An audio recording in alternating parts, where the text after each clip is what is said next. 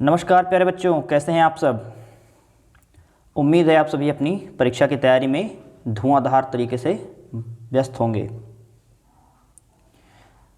बच्चों, एक छोटा सा वीडियो हमने आपके लिए बनाया है जिसमें हम आपको आपकी आने वाली यूपी कांस्टेबल परीक्षा के बारे में सभी चीज़ों को एक बार रिकॉल करवाएंगे। आपकी एग्ज़ाम डेट, सिलेबस आपका जो आपका रहने वाला है, इसमें कैसे क्या कवर हो रहे हैं, क्या पोर्शंस आ रहे हैं, कितने नंबर ऑफ़ क्वेश्चन आएंगे, नेगेटिव मार्किंग कैसे रहेगी, टाइम मैनेजमेंट और अपनी जो आपकी वीक पॉइंट्स है पीयर प्रेशर्स को आप कैसे पकड़ेंगे, वो सारी चीज़ें हम इसमें एक एक करके डिस्कस करेंगे। और वीडियो के लास्ट तक अगर आप बने रहते हैं तो आपको ये सारी जो इन्फॉर्मेशन मैं आपको दूंगा वो आपके एग्ज़ाम के पॉइंट ऑफ व्यू से बहुत ही लाभदायक साबित होने वाली है। तो प्यारे बच्चों, चलिए इस वीडियो को शुरू करते हैं। और अगर आप हमारी इस वीडियो को पहली बार देख रहे हैं, चैनल पर हमारे पहली बार आए हैं, तो हमारे चैनल को आप लाइक और शेयर कीजिएगा ताकि आपकी आगामी परीक्षाओं से जुड़ी हुई जो भी इन्फॉर्मेशन हमारे पास आती है वो हम आप तक पहुंचा सकें। बच्चों, आप सभी को पता है कि जो हमारी ये वैकेंसी आई है यूपी पुलिस कांस्टेबल के लिए, वो बच्चों 60,244 पोस्ट के लिए है। और अभी जो आपके एग्ज़ाम डेट निर्धारित किया है वो आपका 17 और 18 फरवरी है। पहले बच्चों हमारी जो यूपीपी थी, इन्होंने एक ही डेट फाइनल कर रखी थी, संभावित डेट थी जो थी 18 फरवरी। लेकिन अभी जो नंबर ऑफ़ फॉर्म्स पड़े हैं, बच्चों ने जो आवेदन किए हैं उनकी संख्या को देखते हुए इतनी भारी संख्या में बच्चों ने फॉर्म डाले हैं कि उनको एक दिन में एक पाली में ये पूरी परीक्षा को संपन्न करवा पाना उनके लिए संभव कार्य नहीं है। इस वजह से जो आपकी एग्ज़ाम होनी है वो 2 दिनों में और 2-2 पालियों में बांट दी गई है, यानी कि टोटल आपके 2 दिन में 4 शिफ्ट होंगे।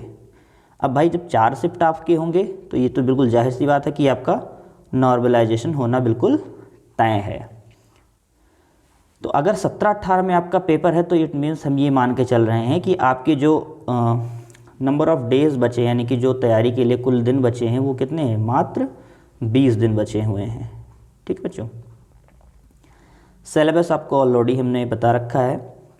जो आपका सिलेबस है वो इसमें आपके मेनली हिंदी, रीजनिंग, मैथ्स और जीके जीएस 4 पोर्शन से आपके क्वेश्चंस आने हैं। हिंदी में आपके 37 हैं क्वेश्चंस, और आपको ये भी पता है कि हर क्वेश्चन 2-2 नंबर के हैं। तो एक बार क्विक रिकॉल करेंगे, जल्दी जल्दी हम इन चीज़ों को आपसे समझाते चलेंगे। हिंदी में आपके 37 क्वेश्चन आएंगे जिसके 74 मार्क्स बन रहे हैं। रीजनिंग के लिए आपके 37 क्वेश्चन रहेंगे, उसके भी 74 रहेंगे। मैथ्स में 38, 2 गुना उसका करेंगे 76। जीके जीएस में भी आपके क्या 38 क्वेश्चन हैं। टोटल आपके 150 क्वेश्चन हो जाएंगे, 2 नंबर के हिसाब से 150 क्वेश्चन के 300 नंबर। ठीक है, यानी कि 150 ना 300। और इसमें जो नेगेटिव मार्किंग रखी गई है वो बच्चों आपकी क्या है, 0.5 की नेगेटिव मार्किंग, यानी कि 1/4। इट मीन्स अगर आप एक गलत आंसर देते हैं, यानी कि अगर आपका कोई क्वेश्चन रॉन्ग जाता है तो आपके राइट जो आपके 2 नंबर आपको सही मिले रहेंगे किसी क्वेश्चन के, उसमें से 1/4 यानी कि 0.5 मार्क्स आपके काट लिए जाएंगे। टाइमिंग को लेकर आपके दिमाग में कोई भी कन्फ्यूजन नहीं रहना चाहिए। जो आपका टाइम अलॉट किया गया है वो आपको 2 घंटे का पूरा दिया गया है, यानी कि टोटल आपके क्या है 120 मिनट, यानी कि हर क्वेश्चन को आपके कितना 1.25 मिनट्स आपको हर क्वेश्चन के लिए देने हैं। बच्चों, सबसे बड़ी समस्या आ रही है जैसे जैसे एग्ज़ाम नज़दीक आता जा रहा होगा, आप लोग परेशान होंगे कि कैसे तैयारी करें, बहुत कुछ हमारा सारा सिलेबस छूट रहा है। इसमें आप बहुत ज़्यादा घबराते हैं, परेशान होते हैं, नर्वस हो जाते हैं। वो सारी चीज़ें अपने आपके साथ आपको नहीं होने देनी है। इसमें सबसे पहला हमने ले रखा है कि things you don't have to do in the last peak days of your exam. जब आपके एग्ज़ाम के कुछ दिन केवल बचेंगे, ठीक है, उन कुछ दिनों में जो गलतियां आपको नहीं करनी है उन पर हम एक एक करके ध्यान देंगे। सबसे पहले नंबर पर है stay away from exam phobia, यानी कि जो एग्ज़ाम से बच्चों को डर हो जाता है, ठीक है, जो उनके दिमाग में डर बैठा है कि भैया एग्ज़ाम आ गया है, इस एग्ज़ाम फोबिया से हमें नहीं घबराना है। सिलेबस और अपनी आप तैयारी जारी रखेंगे। बहुत से बच्चे आपको आपके साथ ही तैयारी करने वाले मिलेंगे, कहेंगे भैया हमारा ये तो सारा कंप्लीट हो गया है, ये मेरे सारे सही जा रहे हैं। अब उनकी बात सुनकर आप क्या हैं, घबरा जाएंगे। उस घबराहट में क्या है, आप परेशान हो जाएंगे, आपकी जो तैयारी करने की स्पीड रहेगी वो आपकी घट जाएगी। इन चीज़ों से आपको बचना है। दूसरा है आपका pressure handling. Pressure handling it means exam का जो आपके पास प्रेशर है कि हमारा सिलेबस नहीं कंप्लीट हुआ है या फिर हमारा अभी कुछ छूटा रह गया है, वो हमारा पूरा नहीं है, कैसे पूरा होगा, उसके लिए आप घबराते हैं। तो उसके लिए आपको घबराना बिल्कुल भी नहीं है। नेगेटिव वाइब्स, अरे वाइब्स मतलब क्या, जो मन में ख्याल आते हैं, ठीक है, तो आपके दिमाग में जो ख्याल आते हैं कि हमारा तैयार नहीं हुआ, ये मेरा छूट जाएगा, अब तैयारी करने से क्या फ़ायदा है, अब इस एक हफ्ते में हम कितना पढ़ लेंगे, मेरा ये कवर नहीं हो पाएगा। तो इससे क्या है, आपको डरना घबराना बिल्कुल भी नहीं है। मन में अपने नेगेटिव विचार नहीं लाने हैं। अभी लास्ट के मान लो 20 दिन अभी आपके पास बाकी हैं, आप ये सोचते हो कि 20 दिन में हमारा कंप्लीट नहीं हो पाएगा, तो अभी कंप्लीट नहीं हो पाएगा ये अपने मन में आप विचार मत लाइए। यही तो एक एग्ज़ाम नहीं है या यही एक आपका अटैम्प्ट नहीं, इसके बाद या तो फिर आपको तैयारी नहीं करनी हो कि भाई हम किसी भी एग्ज़ाम के लिए तैयारी नहीं करेंगे, कोई फॉर्म नहीं भरेंगे, ठीक है। ये चीज़ अपने दिमाग में आपको नहीं लाना है। फिर उसके बाद आपका आता है अवे फ्रॉम नेगेटिव वाइब्स। ये आपको बता दिया, not to waste your single minute. एक भी मिनट आपको बर्बाद नहीं करना है। नहीं बर्बाद करने का मतलब ये है, लास्ट मिनट पर बच्चे क्या सोचते हैं कि बहुत पढ़ लिया, थोड़ा सा दिमाग को रिफ्रेश करते हैं, चलो कहीं घूम के आते हैं या कुछ करते हैं। ये सब फालतू की चीज़ों में आपको क्या है, इन्वॉल्व नहीं होना है, ठीक है। उसके बाद है need not to cover those topic you haven't studied earlier. जिन टॉपिक्स को अभी तक आपने छुआ नहीं है उनसे आपको भिड़ने की आवश्यकता नहीं है, यानी कि बहुत ज़्यादा नई चीज़ें रिसर्च करने की या डिस्कवरी करने की आपको ज़रूरत नहीं है। लास्ट मोमेंट पे आपको क्या करना है, नई चीज़ों को बिल्कुल भी नहीं छूना है। दूसरी चीज़, ऊपर के पॉइंट में एक चीज़ और बताना मैं भूल गए, जैसे आपको टाइम वेस्ट ना करने का मतलब ये है कि अगर आप 2-4 घंटे डेली वेस्ट करते हैं, अगर आप एक भी घंटा वेस्ट करते हैं तो आपके कंपटीशन में जो बच्चे हैं वो आपसे कहीं ज़्यादा आगे निकल जाएंगे। फिर उसके बाद वही चांस आएगा कि भैया थोड़ा सा हमने पढ़ लिया होता तो 2 नंबर हमारे और आ जाते, इतने नंबर और आ जाते और हम इसको कवर कर पाते, ठीक है। आगे चलेंगे। Avoid driving. अवॉइड ड्राइविंग बहुत ही इंपॉर्टेंट था आपको बताने के लिए, क्योंकि मैंने जो ये वीडियो बनाना शुरू किया था सबसे पहले ये सोचा कि बच्चों को ये ज़रूर बताऊंगा, ड्राइविंग आपको अवॉइड करनी है। अवॉइड करने का मतलब है लास्ट मोमेंट पे जब आप एग्ज़ाम आते हैं तो बच्चे ड्राइविंग करते समय, ठंडियों का मौसम है, कोहरा रहता है, ड्राइविंग के टाइम पे चोट अगर आपको मान लीजिए लग जाती है तो आप क्या है, पेपर नहीं दे पाएंगे। तो इन सब चीज़ों से आपको बचना है। या मान लीजिए आपका कोई फ्रैक्चर होता है तो आगे फिजिकल वगैरह जो आपका होगा या मेडिकल होगा उसमें भी आप क्या हैं, छड़ सकते हैं, ठीक है। लास्ट पॉइंट आपका है अवॉइड कोल्ड वेदर स्ट्रोक्स। भैया सर्दियों का मौसम चल रहा है, सर्दी से आपको बच के रहना है। अगर आप बीमार इस समय गिरते हैं 4 दिन के लिए तो 4 दिन में आपका सिलेबस तो छोड़िए, आप इतने पीछे जाएंगे कि आपकी सारी मेहनत धरी की धरी रह जाएगी।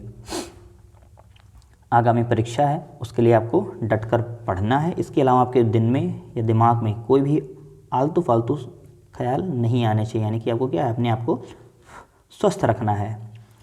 उसके बाद नेक्स्ट पॉइंट पे चलते हैं, कह रहा है things you have to do in the last peak days of your exam.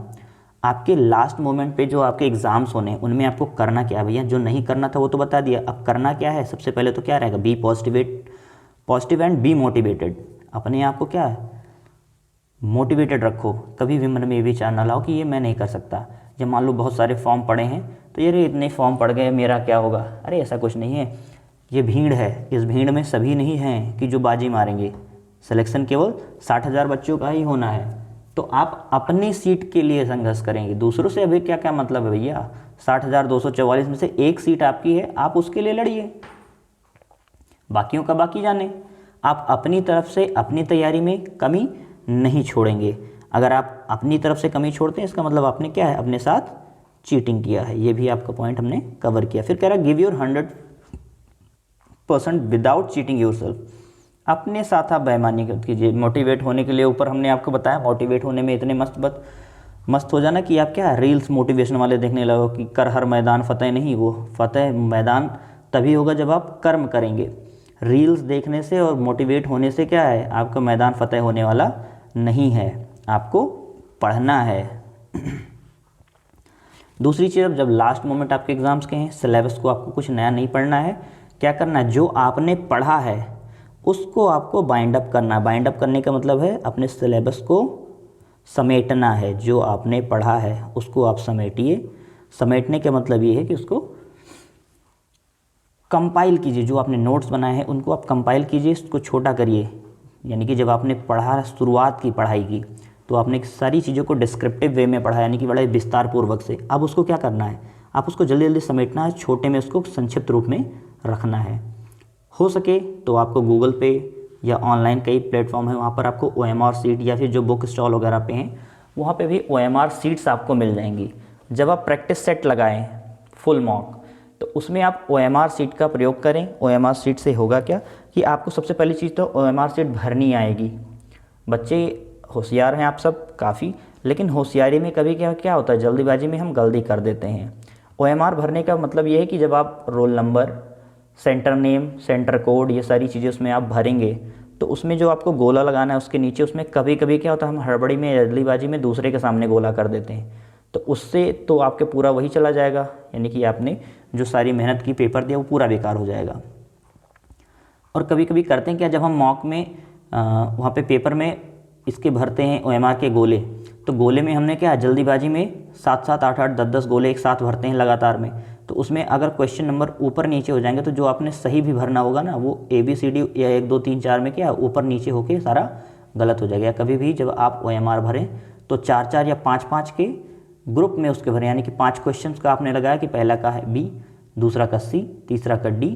फिर उसको जब आपने 4 या 5 भर लिया, फिर उसको आप क्या करोगे, ऊपर लौट के देखो कि हाँ हमने पहला वो दूसरा तीसरा चौथा सही भरा है, तब आप 5वें या 6वें से क्या फिर से सही से उसको भरना शुरू करो। यानी कि 5 भरो तो उसको लौट के फिर से क्या मुड़ के देखो कि आपने 5 भरे वो सही भरे, ताकि ये नहीं कि एक ही रफ्तार में भरते चले गए, बस लाइन से सारा गलत होता चला जाए।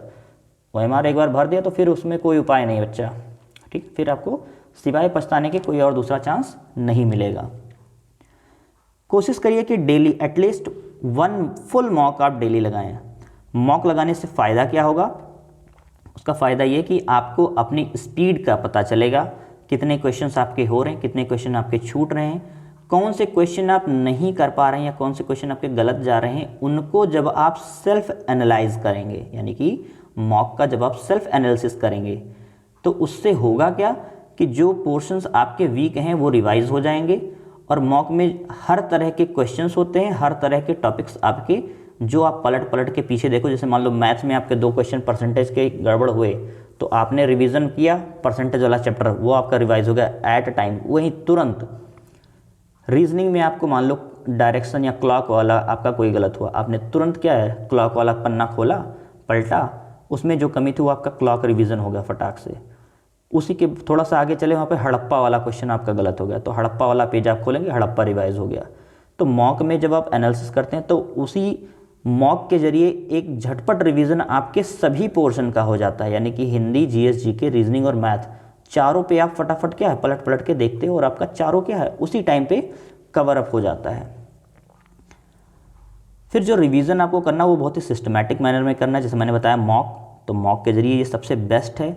जितना हो सके उतना मॉक लगाइए, ज़्यादा से ज़्यादा मॉक लगाइए। ये मान के चलिए कि अगर आपको एक पेपर देना है, कम से कम 25 फुल मॉक आपके लगने चाहिए, तब आपको कॉन्फिडेंस आएगा, तब आपका टाइम मैनेजमेंट सही होगा, आपके क्वेश्चंस छूटेंगे नहीं, बराबर से सारे क्वेश्चंस होंगे। इसके अलावा जो हमने अपने अकॉर्डिंग शेड्यूल सेट किया उसकी कुछ मैं आपको पॉइंट्स बता दूं। अब बाकी बच्चे अपने हिसाब से या अपनी कैपेबिलिटी या अपनी प्लस पॉइंट के हिसाब से, अपनी क्षमता के हिसाब से इन घंटों को ऊपर नीचे कर सकते हैं। सबसे पहले तो मैंने तो जो सोच रखा है वो मैं 2 घंटे फैक्चुअल स्टडी को दूंगा। फैक्चुअल स्टडी की मीन्स जो फैक्ट की स्टडी करनी है हमें, जैसे बांध किस नदी पर है, लेखक, उनकी रचनाएं, ठीक है, और जो आपके GK ऐसे हैं जो बदलते नहीं हैं, उन सारी चीज़ों को आपको पढ़ डालना है। GK में आपकी बहुत सारी और चीज़ें आती हैं, जैसे कि वाद्य यंत्र, संगीत, कला, खेल, खिलाड़ी, ये सारी चीज़ों को आप क्या फैक्चुअल स्टडी में 2 घंटे देंगे। 2 घंटे देने का मतलब क्या, फटाफट उसको रिवाइज करेंगे, ठीक है। उसके बाद में आपका आता है मैथ्स फार्मूला और ट्रिक्स। इसके लिए आपके पास 1 घंटे बहुत हैं, फटाफट फार्मूला और ट्रिक्स को आप रिवाइज करिए। हिंदी के लिए आप 2 घंटे का समय दीजिए। हिंदी स्कोरिंग पार्ट है, ये आप में अच्छे नंबर्स आपको दिला सकता है। रीजनिंग की प्रैक्टिस भी आपकी कम से कम 2 घंटे की होनी चाहिए। 2 घंटे की रीजनिंग प्रैक्टिस कंपलसरी है।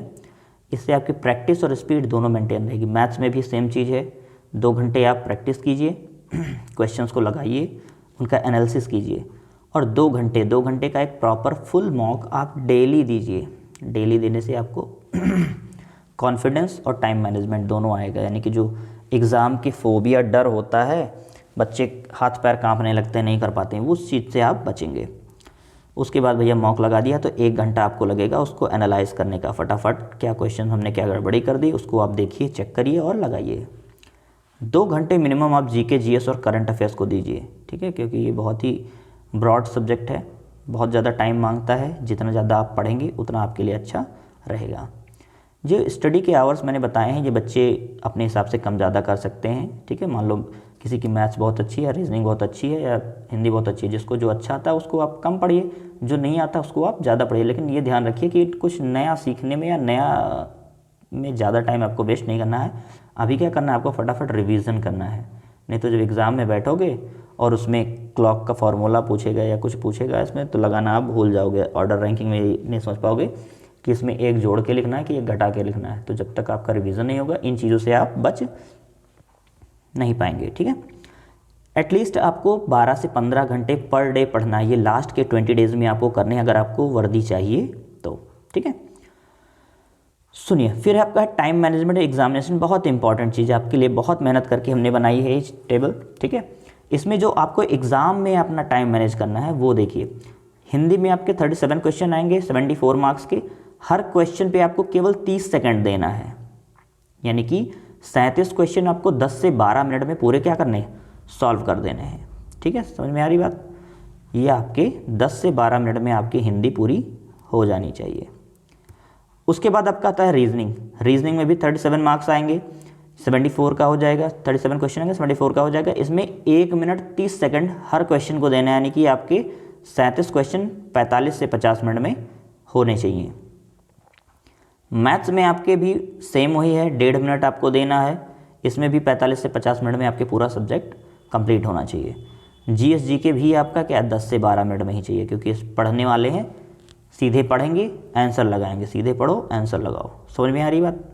चलिए, टोटल आपके 150 क्वेश्चन 300 नंबर के 120 मिनट में आपके सारे हो जाएंगे। 10 से 12 मिनट से ऊपर आपको हिंदी और जीएस जीके में नहीं देना है। सारा टाइम इसमें अगर आप दे देंगे तो रीजनिंग में भैया दिमाग लगाने में, उसको कैलकुलेट करने में, मैथ्स में आपको क्या समय चाहिए, और 45 से 50 मिनट आपके रीजनिंग और मैथ्स के लिए बहुत ही मोर देन सफिशिएंट है, ठीक है।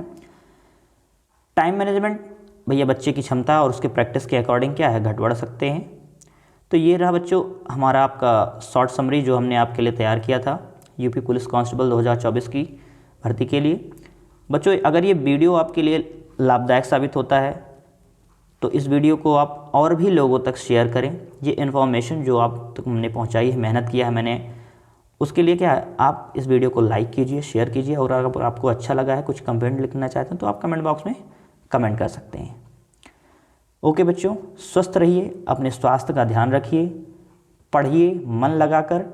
कोशिश करिए कि इस साल ये जो मौका आपको मिला है हमारे उत्तर प्रदेश सरकार के द्वारा, इसमें आप चूके ना, अपने माता पिता के सपनों को साकार करें, वर्दी पहनकर अपने और अपने माता पिता बड़ों सभी का नाम रोशन करें। अपनी वाणी को यहीं विराम देते हुए बच्चों, आप सभी के लिए शुभकामना प्रार्थना करते हुए आप सभी को बहुत बहुत धन्यवाद।